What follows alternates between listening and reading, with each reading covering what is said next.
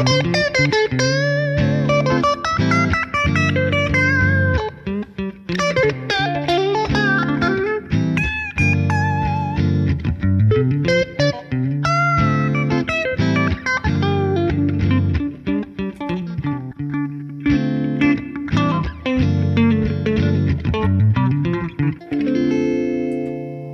hello, you lovely creative people. Matthew here with Gear Sounds, and today we're going to go through how to create this patch that we're using right here from scratch, including the looper, and how to assign the expression pedal. All right, so let's create this. You can either create this from scratch, like I'm going to, or you can use an existing patch. So the right foot switch here, see how it says Stomp A and Preset?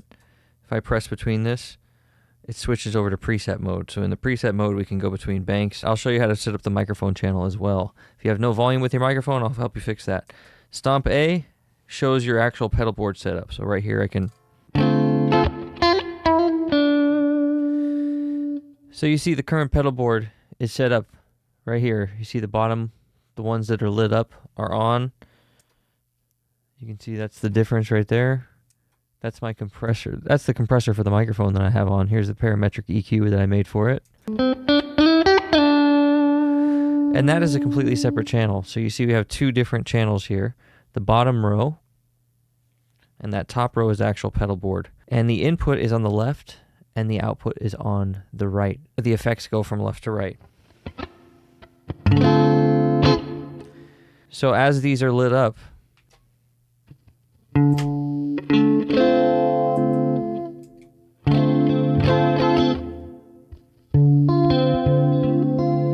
it's actually a great chorus. So let's go to a blank preset. So we're going to go to preset mode. So I'm going to do this as though you want to start from scratch. If you want, you can go to your favorite preset and do that. For now, we're going to pretend we're going to want to start from scratch. So I'm going to delete all of these so we have a blank sound. Do you see how I dragged it to the bottom there? That's exactly how you delete something, and you just hit yes. And you can hit don't show this again, which I'm going to do.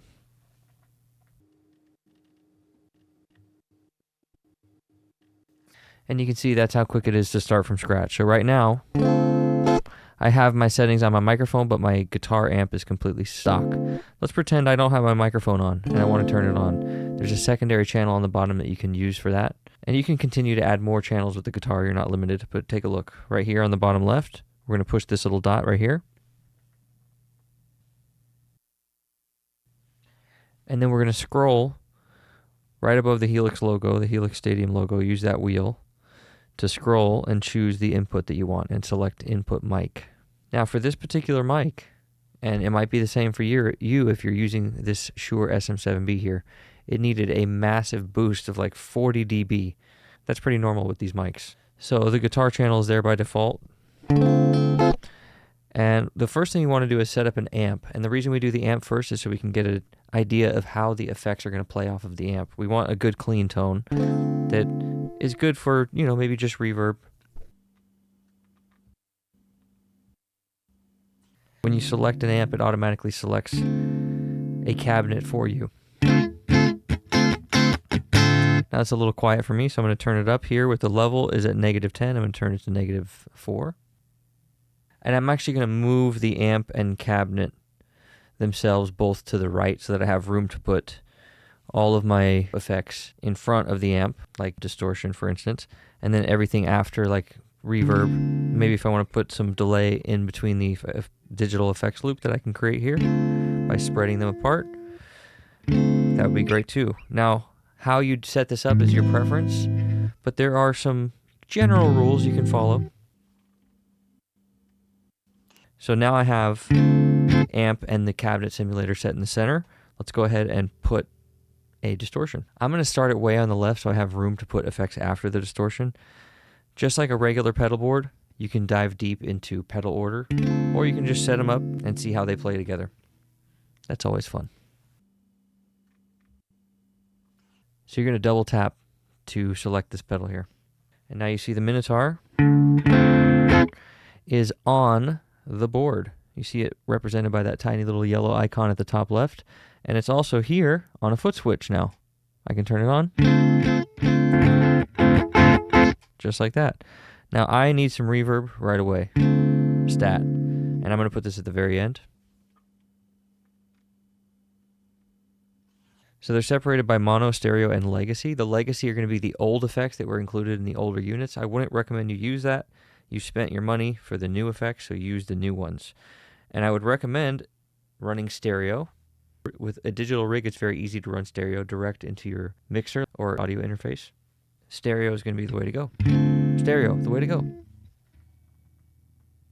So I'm going to tap on stereo. You see it automatically slides down to the stereo effect, so I don't have to scroll down. And I like the plate and room reverb. Let's go with the room. Or no, we heard the room earlier. Let's do the plate. So you can preview them here too if I want. I can just play a little.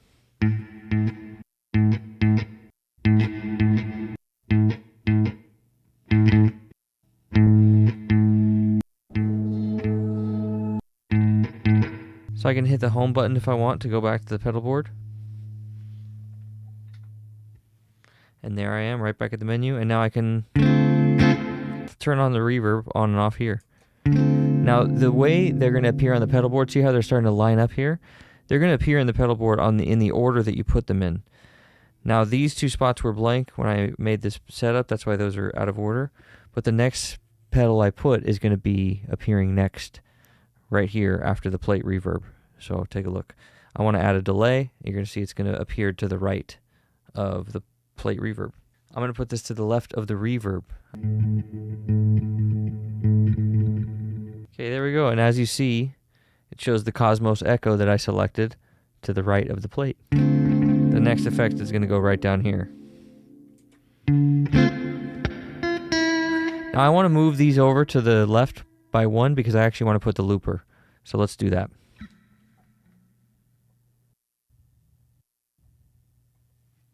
So I'm putting the looper there at the very end. And you're going to see looper at the very end here. And you got a couple options. I'm just going to put the deluxe looper in stereo, of course. And now we have the deluxe looper. See it on the bottom left there? You can see deluxe looper.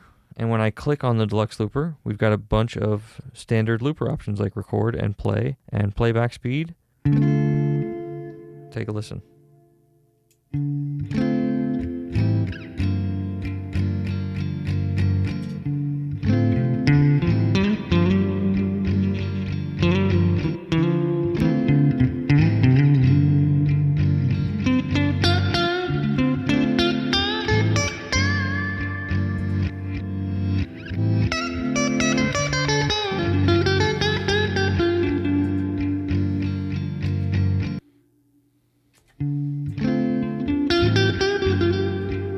What is this?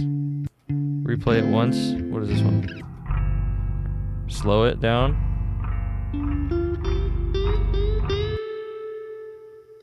So there you go. There's the looper. And we got an erase function here as well.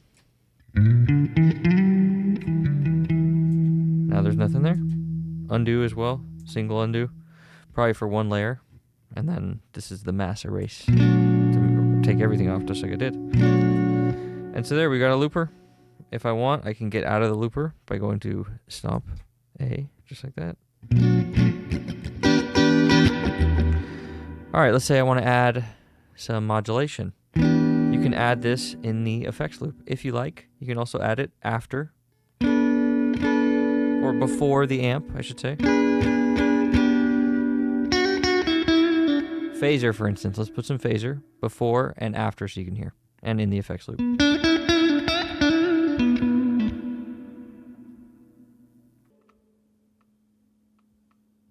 All right, the script mod phase. They call the phase 90. So this is before the amp.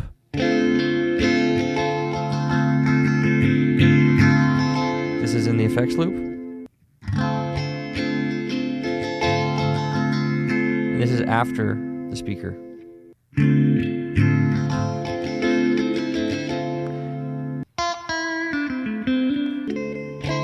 Like you're recording.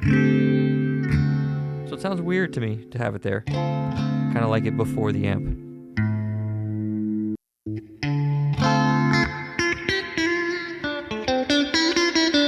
And you can experiment with these. There are some rules. The way I have it set up initially with the distortion in front and then the reverb and the delay at the end, I think those are the most important. And then everything after that, there are some other rules, like synth I think should come first. Pitch modulation stuff sometimes should come first, or depending on how you want it to sound. It's all a lot of personal preference. And now I have that, I can turn it on and off here.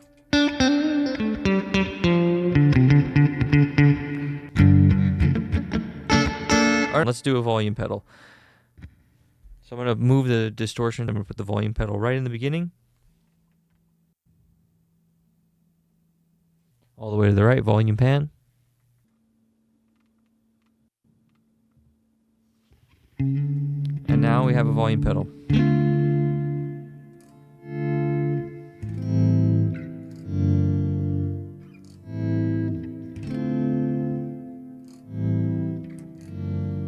And because you are using a digital volume pedal, you're not going to lose any tone. There's not going to be any tone suck with that. So, go ahead.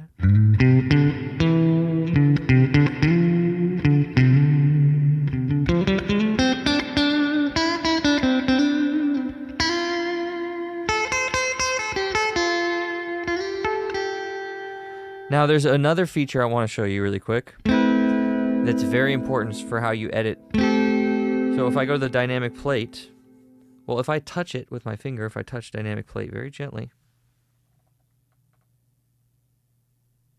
it's going to switch me to this pedal itself down at the bottom so I can change it. See, it doesn't do that when I switch on the pedals on and off, right? It's not changing the menu. But if I touch the Minotaur with my finger, you see that it brings up that menu. And you can even hold it, gently touch it and hold it and bring up different stuff. And so it's basically a computer, guys, and that's why we're going to have a lot of tutorials on how to get through this. Another thing, touching the name will bring up the previous pedals, but when you touch the little circle on the left-hand side, it brings up a little secret. Take a look. This menu where you get to see a beautiful view of the pedal, and I call it a secret because I don't believe, other than touching right there, you can get to this menu. This is where you get to change the 4 main presets that they have stored in here. Actually 5. The default is called Sweet Spot, and it's right in the center.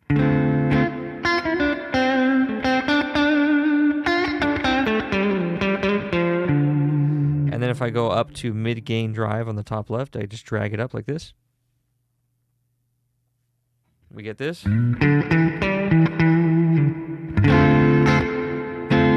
And we can kind of blend the two. Grilled unicorn.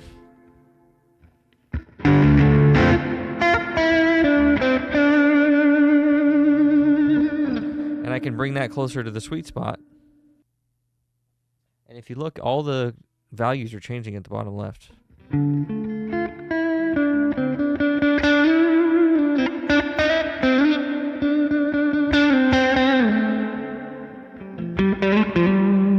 So to me, this little XY system, with those 4 or 5 presets, I should say, with the center being your default, is much better than twisting 10 different knobs on a pedal.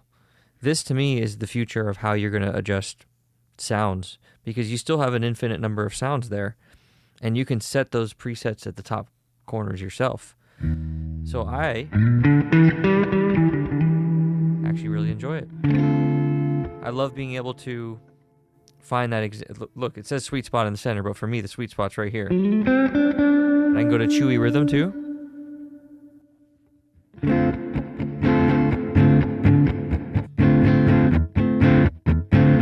And bring that up towards grilled unicorn, and then even move it towards sweet spot a little bit if I want.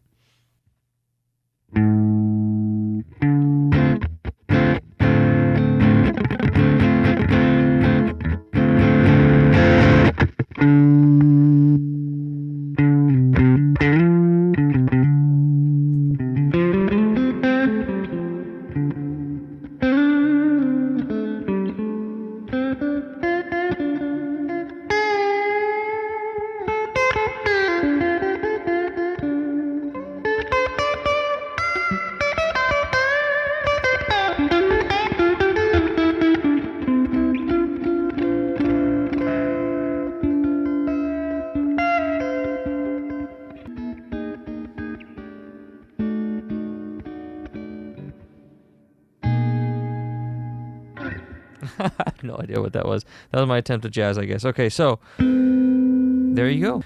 There's one thing I wanted to show as well, maybe a little advanced functionality, a split function. If I wanted to do a parallel chain of 2 distortions here, I can do this.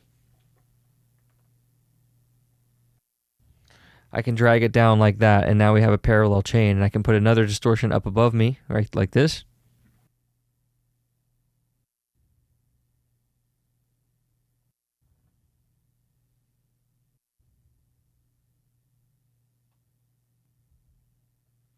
You saw how I widened the little area for the split, so to make more room for another pedal. And then I moved the distortion over to the right so that it was sitting in the center there, and then now we have 2 distortions in parallel. So Kinky Boost and Minotaur. You can hear it's very clean.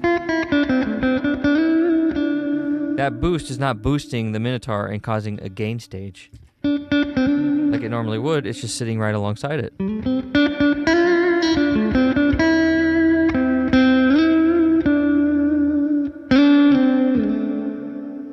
Which makes it sound kind of nice. We can do the same thing with the reverb if I wanted to, like this. Hey, there we go. Reverb and delay in parallel. How about that?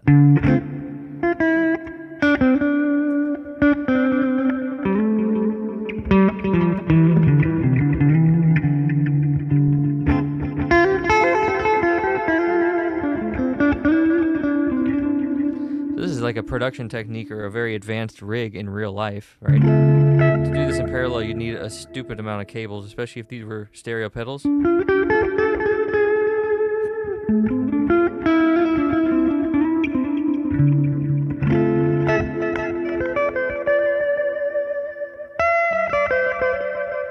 So there you go, guys. That's putting everything in parallel. You can even adjust the volumes of those.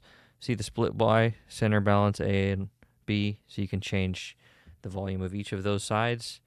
So if I want to balance it to just delay or just reverb, I can do that. Or just a slight amount of reverb like this.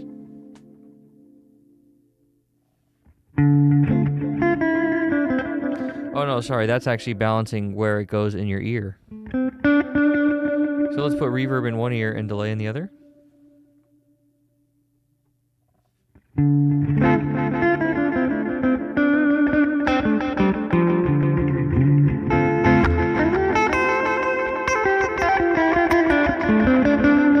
Now that's actually pretty cool. I didn't think it would work that way.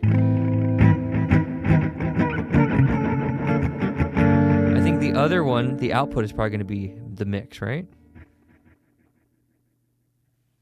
There it is. There's the mix. So we can do B level. Let's do B level 0. So no reverb.